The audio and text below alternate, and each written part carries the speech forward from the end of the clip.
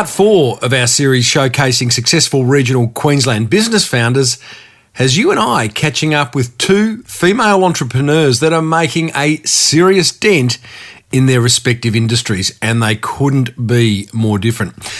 It's a get out of the way, I'm on a mission episode 570 of the 12-year-old award-winning Small Business Big Marketing podcast. Well, I said, welcome to a small business marketing show where successful small business owners share their souls to take your marketing straight to the lead. Now, here's your host, Mr. Timbo Reid. And welcome back to your weekly dose of marketing melodrama. I'm your host, Timbo Reid, and I have an insatiable curiosity for uncovering marketing strategies and ideas that help businesses just like yours to grow.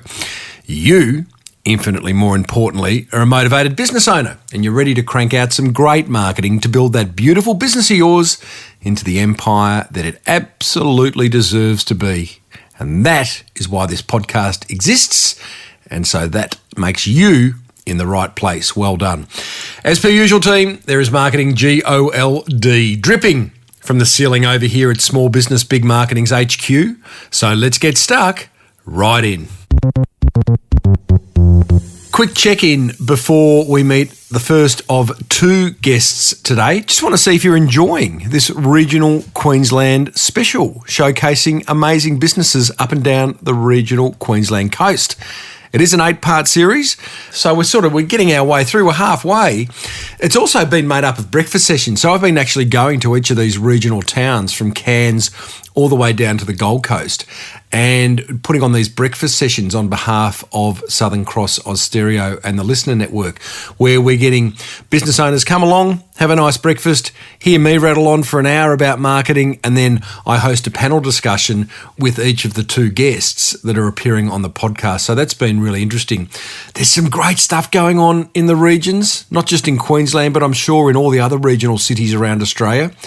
They would appear, they being the business owners who live in these cities, they would appear to have a healthier lifestyle. It's not all about work, which is kind of nice, a refreshing thing to see. They do lack the support, though, that you, if you're in the big smoke, in one of the big cities, that you get and sort of take for granted. And they seem to work together a lot more, these regional business owners. They collaborate, they support and encourage each other along, even if they're in competing industries, which is really lovely to see. Amazing guests coming up, guys, as part of the remainder of this series. So be sure, if you haven't already, subscribe to this podcast. Hit the subscribe button now on your podcast app and you will never miss another episode. Okay, so this week we head further south from Mackay down to Rockhampton, as the locals like to call it, Rocky, to meet Leah Sampson, aka Queen Cherry Bomb, more on that in a minute, who's identified a hungry gap in the market for motorcycle gear for women. But first, let's meet Katrina Houghton, who at the age of 37 was diagnosed with stage 3 breast cancer, which led to 6 months of intense chemo and radiotherapy, followed by a double mastectomy. Now, I'm not sure where those faced with great adversity summon the strength to look beyond their own challenges and seek to support and help others, but in Katrina's case, it was very familiar of me, wasn't it? While battling through concentration challenges and the sheer exhaustion of what she was going through, she somehow found the wherewithal to make things easier and better for her fellow survivors. And that's where her range of fashionable mastectomy bras and swimwear was born out of. Lovingly called Know Your Knockers, there's humour in everything, right? She already has 3 staff, 8 products, and has shipped to 8 countries, and it's a very young business. Here's Katrina talking about what happened to her in 2018. So in 2018, I was diagnosed with stage sort of 2-3 breast cancer, and which obviously came as a shock. I was only 37 at the time. And I went through a series of treatments. So I had what they call neoadjuvant therapy, where you have chemotherapy first. Then I had a double mastectomy, followed by radiation. So it was a fairly traumatic time for myself and the family. A cancer diagnosis is very confronting and certainly throws up a lot of emotions and sends you into a bit of a spin, to be honest. You say on your website, during that cancer journey that you had and are maybe still having, you decided it was really important to use your skills to help your fellow cancer warriors. And you started the Know Your Knockers Breast Cancer Pocket Guide. Was that the start of your business journey?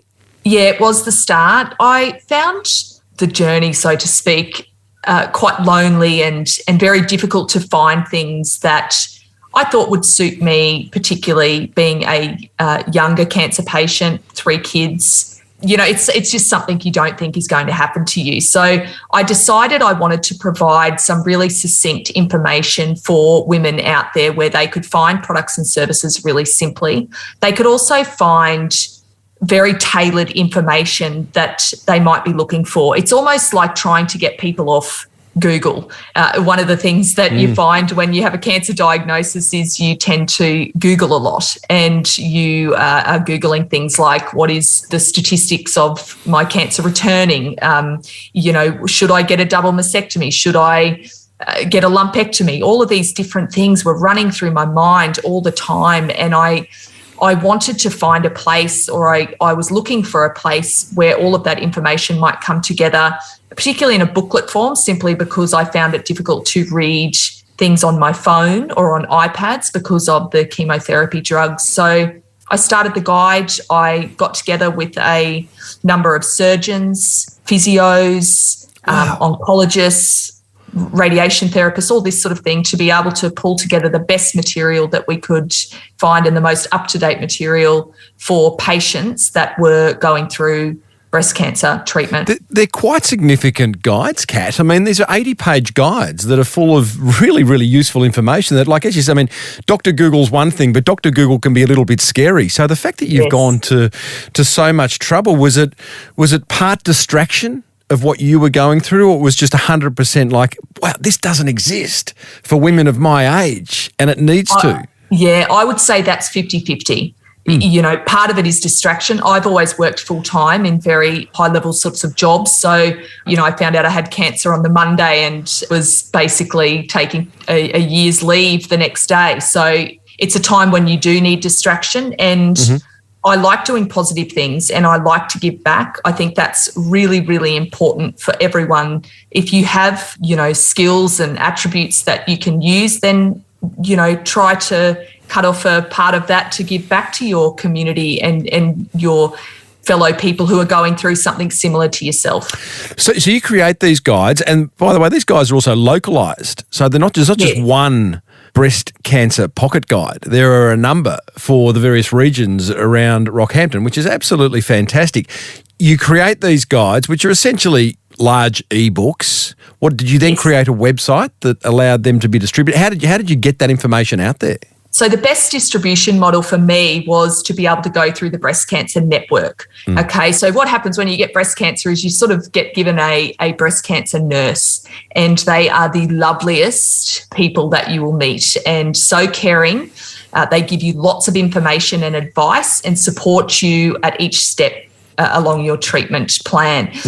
So I decided to contact all of those breast care nurses and distribute these guides through the hospitals through them. We also have a number of GPs, surgeons, as I said before, oncologists that have these guides in their offices that they take. I also get personal contacts from people saying, my daughter's going through cancer. Would you be able to send me one of your guides? I'd love for her to you know, have one and be able to read the really rich information that's in there. So it's all very positive. It's a very positive piece. So these guides are out there, Kat. You're building a bit of a community, whether you know it or not, and probably a bit of a personal brand inside that local niche.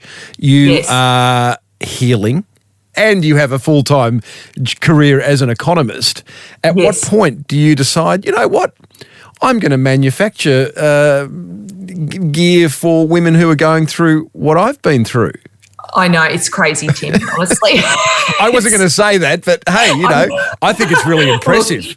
Look, let's get real. That's really crazy. When people say it back to me, I think, what was I thinking on that day? Well, look, for me, it's about finding confidence in trauma, essentially. And part of that confidence for me was being able to have products that were going to suit my new body. At 37, to picture yourself breastless is very, very difficult. And to be honest, there's more people looking at having flat closure than there is having a reconstruction. So it was important for me to have products that I like, that are comfortable and that are going to suit my lifestyle. Living in Queensland, I live in Yeppoon. It's a beautiful location. I wear skinny strap dresses and I want to be able to do that some more. So I decided to design 2 bras with a absolutely beautiful designer in Brisbane, Brenda Barnett, and we worked on these products, and over a 6-month period we went from, well, it was probably less than that, a 4-month period, we went from design to manufacture to international orders. So wow. It was a quick process. I thank the Smart Hub in Rockhampton for that, simply because they really pushed me to get this product out there and test it and trial it as quickly as I could. Fast failure, I think, is sometimes the best way to do it. So we got the product to market and it works. And we're continually updating our designs and looking at new ways of doing things, and also adding new products to the list as well. Tell us about fast failure. What's that look like? Look, for me, I don't, having just finished breast cancer treatment, I don't have a lot of money to invest into the business. So for me, it was about being able to do this as quickly as I could, test the market. And if it wasn't going to work, then I would be able to exit a lot quicker and not drag this out over a 2 or 3 year period and then figure out that actually in that 2 or 3 year period I've lost myself $50,000 to $100,000. I'd rather drop 15 to 20 and realise that this isn't going to work and exit at that stage. But I've been very lucky, to be able to find a niche in the market where I know people need products and I know people want good quality Australian manufactured goods as well. There must be something going on up in that Rockhampton area, because I've also interviewed Leah, aka Queen Cherry Bomb, yes. who identified a gap in the market, that there is no good funky clothes for women who ride motorbikes, which is amazing. You have identified a gap in the market for younger women who get breast cancer, who there are no mastectomy bras that are anything more than functional, because you've kind of got this brand that walks that tightrope, right, between form and fashion, I guess, which must be a pretty hard one to walk. Is that what you're doing? Yes, it's very, very difficult. I'm very fashion conscious. I like to look nice in my job and in my everyday wear. I like to feel comfortable in what I wear at the same time. And finding bras that make you feel sexy and look nice under your clothes and give you shape is very, very difficult. And designing those, being able to choose specific materials for people who have had radiation burns. I have 2 18-centimetre scars across my chest, so it's quite a sensitive area. So it's not just the design; it's also the fabrics. It's also where the seams are placed, things like that. Is it a moisture wicking material where it takes away the sweat so it's not rubbing on your skin? So there's a lot of thought that goes into this process. And then on top of that, I'm also saying to the designer, well, it has to look good, So it is a very, very tight sort of line, but we're getting there. And I feel like we've found some nice ways of being able to do it. I find it amazing that no other brand has gone down this path before. There are some big brands out there that could have. Yes, especially in Australia. I mean, in the US, I have found some products that I've ordered and checked them out and, comparing what could we do and why does that not work and those sorts of things. And they're not as functional. And I think that's the thing I really like about Aussies, so to speak, is we really, when we do things at a very high level. And I feel like the difference between my products and perhaps similar products, particularly in the US, is that the quality of our garments is just far beyond what is being delivered elsewhere. You're building a business out of adversity, Kat, versus a business built out of, a need for profit and money, which, you still got to do that. How does that differ? What does adversity bring to the party as you grow this business? For me, it brings passion, a level of commitment that perhaps I may not have found in another style of business. It also brings compassion for my customer because I understand, I get it. When they ask me questions, I resonate completely with what they are saying and how they are feeling and their thoughts around body image and issues like that. It's a very difficult space, breast cancer, and it's becoming more and more common. It's now 1 in 7. And a lot more younger women are being infected with this disease, which concerns me. And I want to be able to provide things for them that are going to make their lives a lot more comfortable, because we are also living longer, which is perfect. And, the customer is here for a lot longer, but we need to look after that customer, and we need to ensure that they can have a very fulfilling life and a very confident life and be able to go back to their workplaces, be a great mum, be a great wife, be a great girlfriend, all of those things, but feel that in themselves as well. You operate, as you say, in a sad, challenging space. I imagine it's also very uplifting, but you're going through your own personal journey of healing. You are dealing with women who are at various stages of their journey with breast cancer. You still manage to inject, and I don't know whether it's the right word, but I'm going to use it, humour into your brand. In fact, I'm looking at a photo of you right now with a T-shirt. Can you describe that T-shirt? Because as a bloke, I'm just going to trip over my tongue. To describe the T-shirt. It's called my Big Titty Tee, and it's really it's really about raising awareness for boobs and checking your boobs, and that whilst they may be fun in some circumstances, they are also a very serious part of our bodies that can cause women a whole lot of grief. So it's about being able to display that message. When I wear that T-shirt, I get lots of questions, and that's no doubt. That's Can you describe it for us, please? Well, as I say, it's the Big Titty Tee. Yeah. Look, I'm going to have to do it. Do it. I'm going to muck this up. It's a very simplistic drawing of boobs. A couple of they're almost like smiley faces with a couple of dots for nipples, and it puts a smile on your dial in, like I say, in a category that probably lacks a lot of smiles. So, humour and your brand, is it something that is a core personality trait of your brand going forward, or at least giving people the ability to smile? Yeah, 100%. Look, there's a very serious message with breast cancer, and that is, ladies, you need to check your boobs. You are not too young. That's the fundamental message, is that you need to get into a routine of being able to check your boobs. So that's number one. So yes, there is a serious message, but at the same time, I'm also a very positive and upbeat person.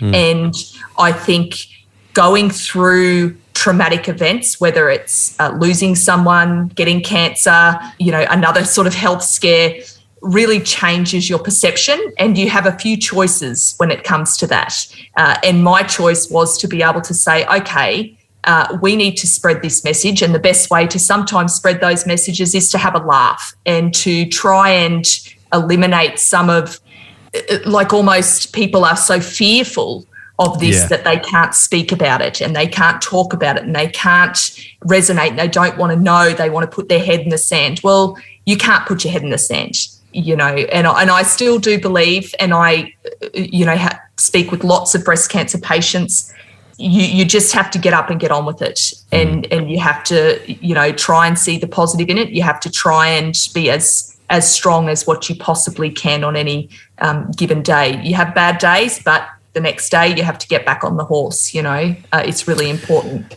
As part of the marketing for KYK, the label, do you sort of go down that path? Are you creating lots of content besides the breast cancer pocket guides, which is just awesome content in itself?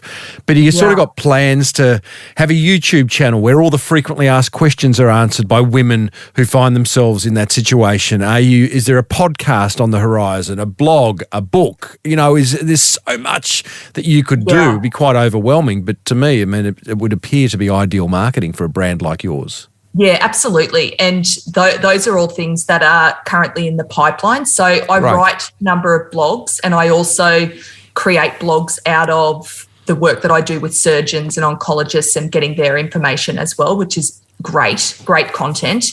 And I'm very lucky for that. And certainly I would encourage people, if you're in that kind of field, to look for those, those sorts of messages from highly skilled individuals. It gives you, I guess credibility.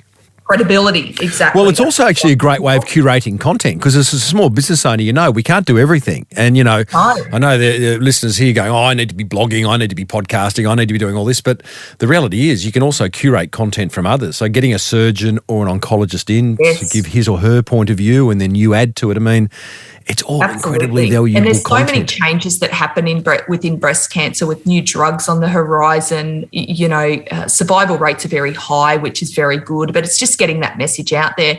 I do lots of work on Facebook and Instagram simply because that was kind of low-hanging fruit for me at the beginning. And I also created a sort of a KYK VIPs, and that really got a lot of really good traction. And they've helped me. They've provided advice on product drops, colour drops, things like that. What does that look like? Is that a group is that sort of like a sounding board group? It's a Facebook group. And I just started it during my work at the Smart Hub, and it really just got momentum really quickly. And so people just join in and will have a chat to me, Kat, how do the pockets work on this bra, or can you do a video for us looking at these things? So I'll provide videos and content through that space because I'm dealing directly with my customer.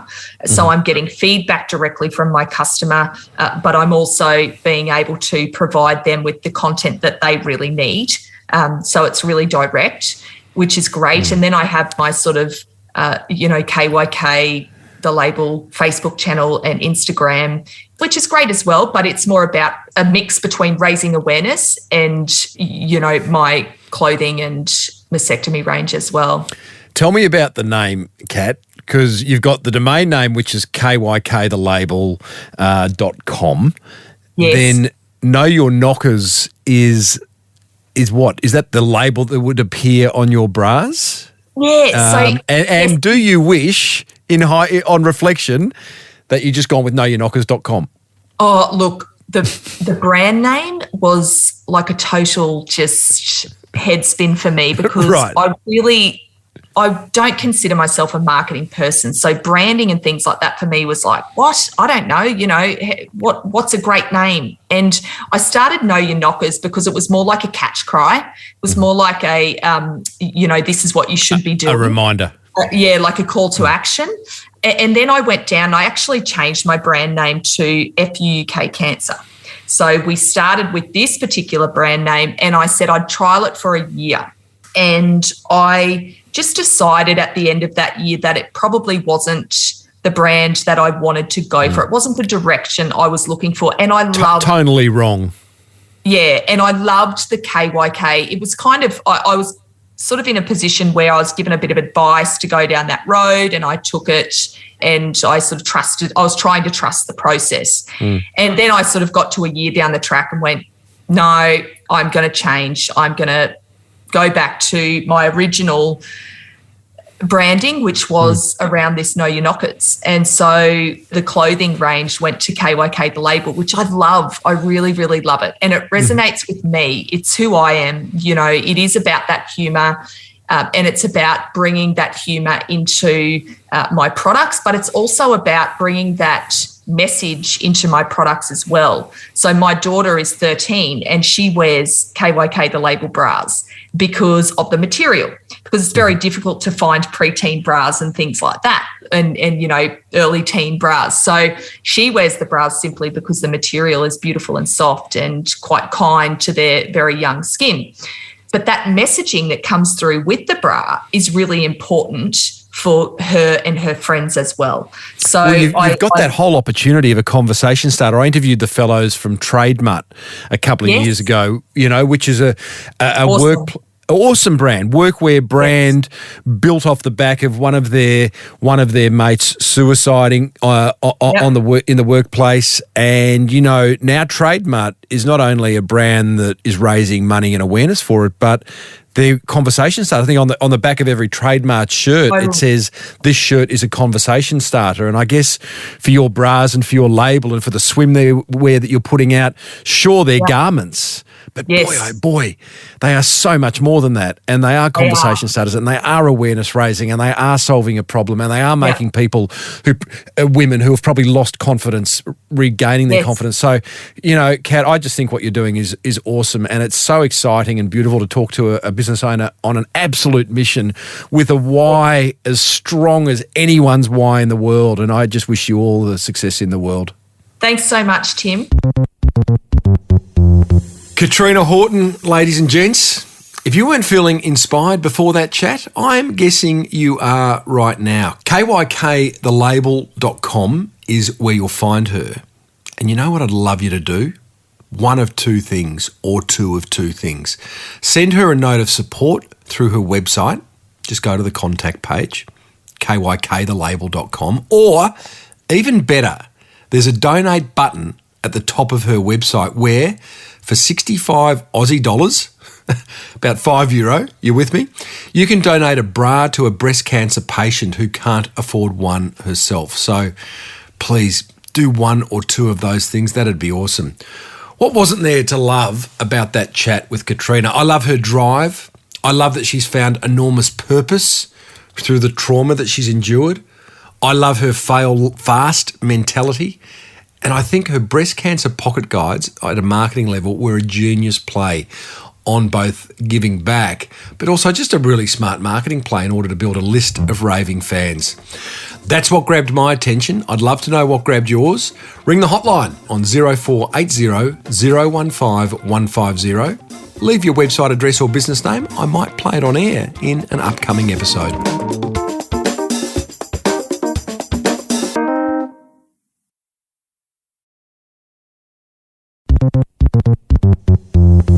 Okay, team, let's go and meet our next Rockhampton business founder, Leah Sampson, a.k.a. Queen Cherry Bomb. That's her nom de plume and the name of her women's motorcycle apparel business. Following a 20-year career in human services, Leah finally decided she'd had enough. Leah is a cubicle escapee. We love them. Plus, as a fiery redhead motorcycle chick, she was also pissed off by the fact that motorcycle apparel manufacturers were only catering to the blokes. And it was almost impossible to find cool-looking leathers and accessories for women motorcycle riders. In steps Leah, with no business owning or manufacturing skills whatsoever, and Queen Cherry Bomb is born. I find that so incredibly inspiring. So here's cubicle escapee Leah Sampson explaining why she left a comfy corporate job of some 20 years. When I kind of say that I left a career, I feel like it's an extension of my career, because basically, you kind of go off to uni and you have these big dreams. I had these big dreams that I was going to change the world, very kind of high morals and I had these ideas about what I wanted to do. And it's 20 years in human services, you realise that there's systems within systems that are so difficult to change. And I started to understand how business works. And what I found was that within business, there's a lot more room for creativity. And with creativity, you can make a difference. So I saw some of these businesses doing some really amazing things and making real changes in the world. And I thought, my goals are still the same, my vision is still the same, but how do I how do I make an impact, but just do it slightly different? I was sick of banging my head up against a brick wall within some of the systems. Had you always wanted to run your own business? Oh, I actually had this conversation with my partner the other day, and looking back at how long ago I started thinking about business, and I reckon it was about 15 years ago. But they're all different though. Hugely into fitness, loved fashion. You were one of these people who had idea after idea after idea, thinking, I could do that, and you go, oh, no. So what was it about Queen Cherry Bomb that made you actually take the leap? Were you fed up with coming up with ideas, or you just actually thought, hang on, no, this one feels very right? Yes, that was it. Basically, my partner, again, he encouraged me to attend a startup weekend. Had no idea what a startup weekend was. I said, okay, because I always say yes to things, especially if I'm a little bit nervous about it. I think, oh, you know what? I'm not getting any younger. Life is there to be lived. Let's say yes. So try anything twice. Let's just get it done. So I said, okay, I'll go. And I had 2 ideas that I had playing in my head, and I wasn't even sure whether I was going to pitch anything, but they kind of said, up on stage, put your hand up if you want to pitch something. And there wasn't many hands going up, and I thought, oh, I'm going to do it. So I put my hand up. I'm thinking, what am I doing? Love it. And as they were talking, they said, I know people have more than one idea, but you can only choose one. And so it was that split second, literally. They said, okay, they called me out of the audience, and I got up on stage, and they said, what's your idea? And it was within those couple of seconds that I decided to go with Queen Cherry Bomb. Really? And what was the other idea? The other idea was actually around life coaching, and they sound 2 very different things, but there is a similarity because the root comes from being able to empower women. So that's where the heart of it comes from. Mm-hmm. But the fun one, and the one that gives me energy, is the Queen Cherry Bomb. So, I pitched this idea, and I said I want to create bespoke motorcycle wear for women. And next thing, I've got all these people saying, yeah, cheering me on and wanting to join my team. So it's fantastic. Crazy. Does that still give you goosebumps, that story? It does. It does. No doubt. And I'm really connected to these people who were there on the original conception. So, you are obviously a motorbike rider, something that you enjoy in your downtime or uptime, depending on how you look at it. Was there clearly a gap in the market for cool gear for women who ride bikes? Was it a male-dominated industry? Absolutely. Yeah, there was a very clear gap. But I think the problem for me for the previous 10, 15 years was that I thought it was just me. I thought I was the problem. I'm too small. It doesn't fit me because of these reasons, or I'm too picky. And I thought, hang on a second, that's not why am I looking at the world like this? There is a serious gap. And when I started speaking to thousands of women all over the world, the same themes were coming up. They have to buy men's gear because there isn't anything that fits them, which gives you safety issues, which gives you fit and comfortable issues. And how were you speaking to thousands of women? Were you just putting it out on social? Were you part of a Facebook? Yeah, you're just asking any woman who came along? Yes, literally. So I would meet up with groups of women riders. I'd sit down and buy them a coffee and just chat to them. Tell me your pain points. Tell me what the problems are with getting gear for women. And I would join Facebook groups. I would do surveys. Did it ever occur to you why did this gap exist? I mean, I always get fascinated when someone identifies a gap in the market, because you kind of look at markets and you think everyone is doing everything and there are no opportunities left. You and I both know that that's not true, but did you ever kind of understand why? Did you speak to manufacturers of existing motorcycle gear and say, why aren't you doing a women's range? Yes, I have. And what did they say? They said, this is mind-blowing. They said there isn't a market. Women don't ride. They also said women are too picky. And I just thought, this is Queen crazy. Cherry Bomb at this point is there's steam coming out of your ears. Steam is coming out. I'm thinking, this is crazy. It's kind of like this. It was almost hard to believe that it was actually still happening. Anyway. So this startup weekend, was it in Rockhampton? Yes. Yeah. You go It was in there. Rockhampton. Again, a thing I find amazing is those weekends to not get up and pitch. I mean, what an opportunity! And for people not to do that is like, come on, guys, this is why you are here. So good on you for getting up and pitching. You say it, you put it out into the world. A whole lot of people around you are going, Leah, it's an awesome idea. We support you. Yeah. What did you do to seriously jump off that cliff? I'm not talking like just a little step. What was that big leap that sent you into creating Queen Cherry Bomb? I feel like once my eyes were open to it, all of these opportunities came. All of these things just appeared in front of me. I had mentors there that have created products or, created $1 million businesses and, had all this amazing experience, and they were there ready to say, how can I help you? I had, the Smart Hub itself, the business manager there and, all the other people there, they were all willing to support me. There was actually it's called a Turbo Traction Lab, which is I guess it's a business accelerator. And I think it was probably for people that had started their business. Whereas me, I had an idea, literally.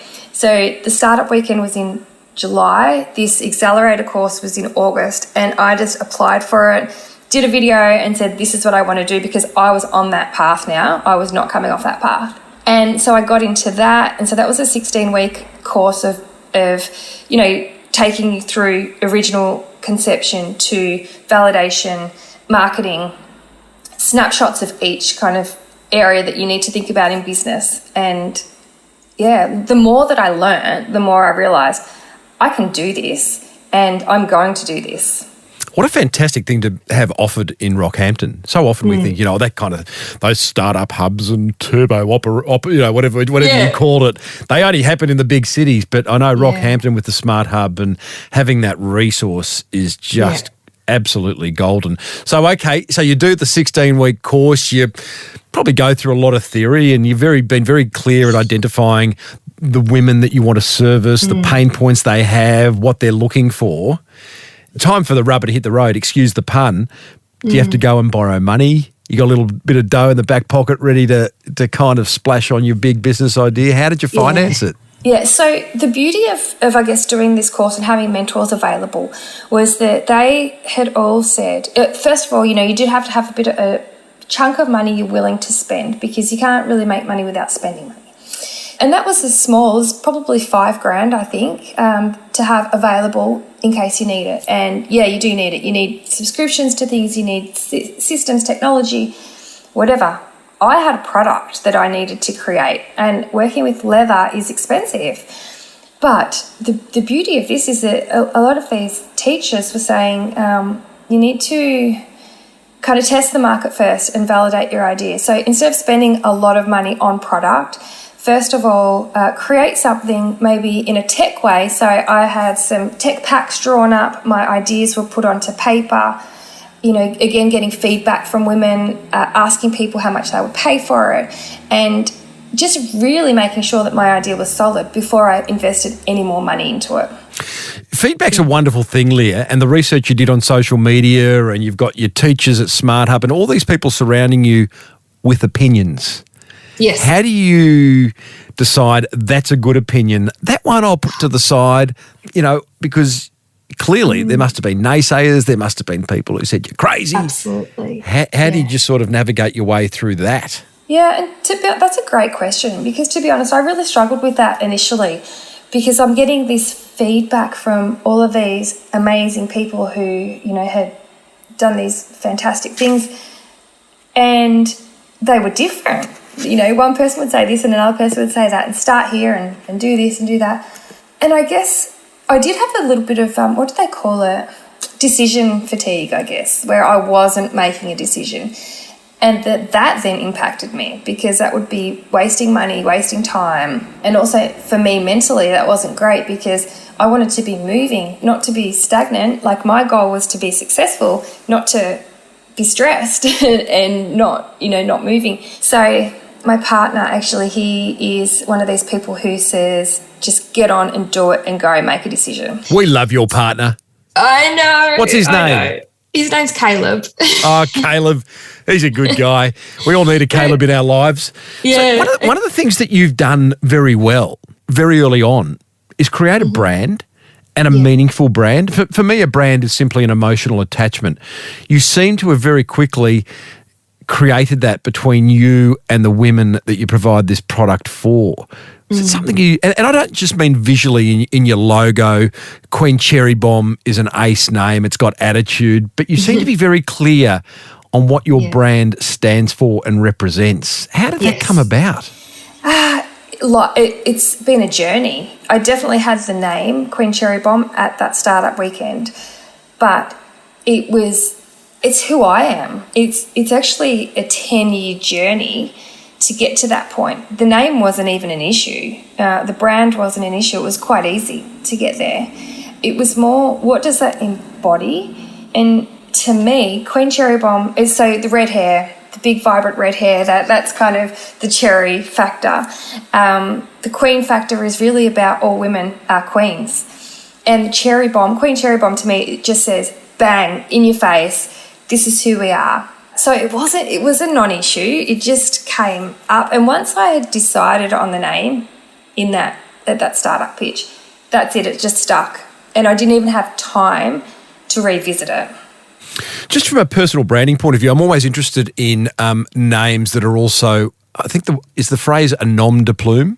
Is that what it is? Or a moniker? I don't know, But like, do people refer to you, oh, there's Queen Cherry Bomb, and do you take on this persona? Lady Gaga's got another name that she uses, to when she's in a creative mode. She's not Lady Gaga. She's so for you, actually, it's not Lady Gaga. I think it's Beyonce. A past guest was telling me about this. But do you sort of slip into a Queen Cherry Bomb kind of persona when you're creating or doing things around your brand? Yeah, it's so funny. Yeah, actually for a few years I've been known as Leah Cherry Bomb just because, I don't know, I'd made that statement somewhere and it just stuck and it went really well with the brand. So I get mail and they call me Cherry Bomb and emails that say Cherry Bomb, and I think, how does this happen? But it just sticks. And I do, sometimes I just channel that, and especially when I'm being really creative, just channel it because it's who I've created. I think it's fantastic. Lee, you've gone, again, leaving a human services career, which is services. You are now a product manufacturer. Like, how do you even do that? How do you find designers? How do you find manufacturers? How does that all just come about? That's the thing. It doesn't just come about. It's a process. A lot of talking to people, a lot of dead ends, going out and visiting manufacturers if you can locally. There's so many rabbit holes. It's just following. Are you cool with that? Are you cool with dead ends? Yeah. I have to be. I'm better with dead ends now than I was at the start, because originally I thought, oh, this makes sense. I'll go down this path. It makes sense. And it doesn't. Like, things just don't make sense. It's not the world that we know it. But yeah, I think it's really about building relationships as well. And once you put it out there, people understand what it is that you're after. I'll have people call me now and say, I've got this idea for you, or I came across this manufacturer or this business that, you may be interested in having a chat to. There are so many ideas out there that it's just worth listening to people, and you never know where you could end up. Do you feel as though you're building a community of like-minded women?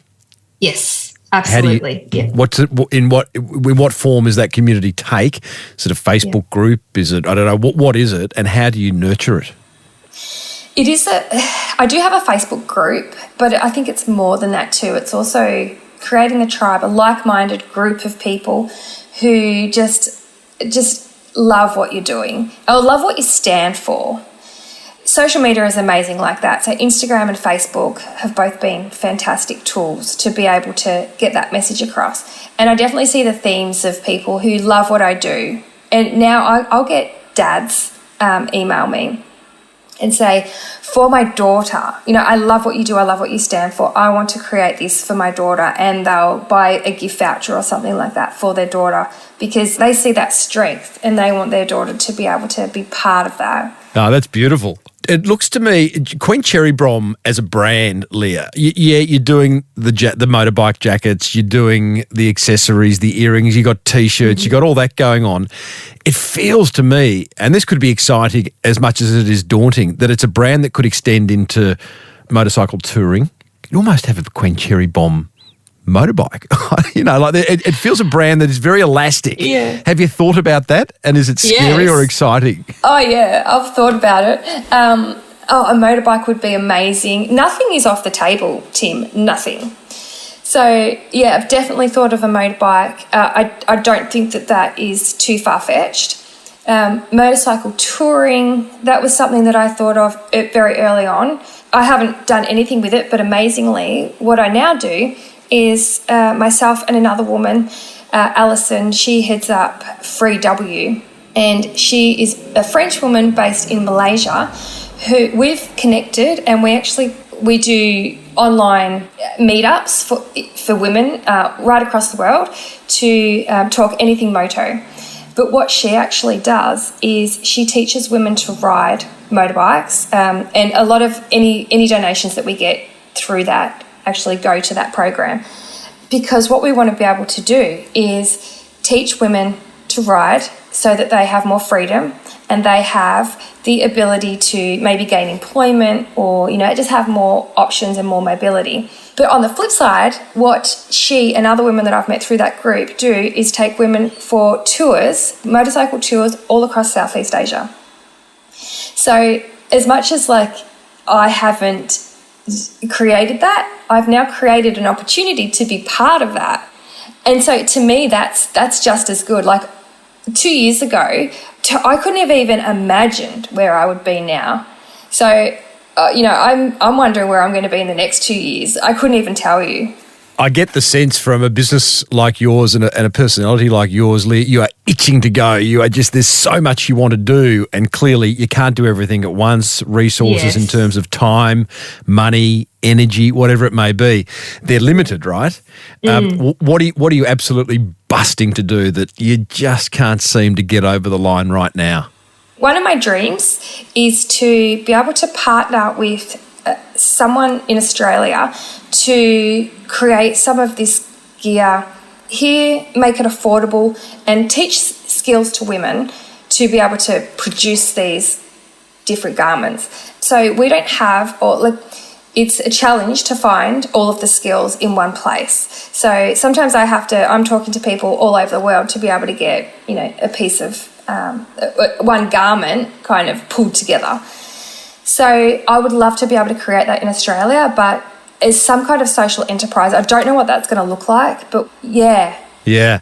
I interviewed the fellow, his name escapes me right now, but he owns Outland Denim, which is, he gets all his stuff made over in one of those Asian countries, but it was a really interesting story because he'd seen a film around sex trafficking in Asian countries. He said, well, I'm going to put a stop to that, and created Outland Denim as a response to it. And he gets all his manufacturing done over there and trains women up to become seamstresses. And it's just this sort of beautiful ongoing circle of exactly. hope and help and support. It's fantastic. So it sounds like that's where you're going as well. That's exactly where I want to end up. Yes. Yeah. I think his then claim to fame was that Meghan Markle and DiCaprio both were seen wearing his jeans, random stages. So may that happen to you. Is there any famous person that's worn Queen Cherry Bombers yet, Leah?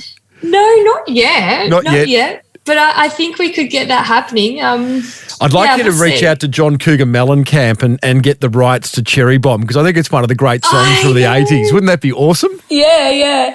I do get a lot of people saying, oh, that's that song. And they'll sing it to me. Well, it kind of suits. I mean, although he's a bloke, but he's a bit of a motorcycle rider and looks a little Hell's Angel-ish. I don't know, but it's great, Leah. Oh, well done to you. QueenCherrybomb.com is where you can go and find all Leah's fantastic gear. No sizes, no triple XLs for me there, Leah, so I won't be buying anything soon. But, hey, congratulations on building something out of wonderful Rockhampton, and may all your success continue. Thanks so much, Tim. It's been an absolute pleasure speaking with you.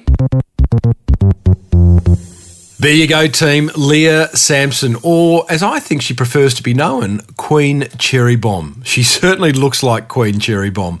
What a great story. Just shows we can turn our minds to anything if we're passionate enough, right?